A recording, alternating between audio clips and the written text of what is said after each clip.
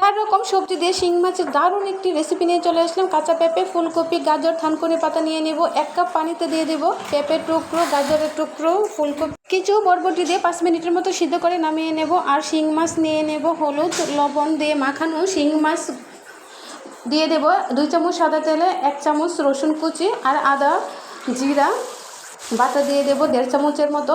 মাছের সাথে মশলাটা কষিয়ে নিয়ে মাছগুলো উঠিয়ে নেব। আর এই মশলার মধ্যে দিয়ে দেব সিদ্ধ করে রাখা পেঁপে, গাজর, বরবটি দিয়ে একটু মিক্স করে নেব স্বাদ মতো লবণ দিয়ে।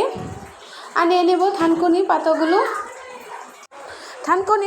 এখন দিয়ে দেব। আর দিয়ে দেব রাঁধুনি বাটা, ছোটো চামচের 1/2 চামচ রাঁধুনি বাটা, থানকুনি পাতা আর মশলার মধ্যে ভেজে নেওয়া শিং মাছগুলো দিয়ে একসাথে ভালো করে একটু নাড়িয়ে নেব। 5 থেকে 6 মিনিটের মতো রান্না করে দিয়ে দেব কর্নফ্লাওয়ার, 2 চামচের মতো কর্নফ্লাওয়ার, 2টা কাঁচামরিচ দিয়ে নামিয়ে নেব। রেডি হয়ে গেল আমার মজার শিং মাছের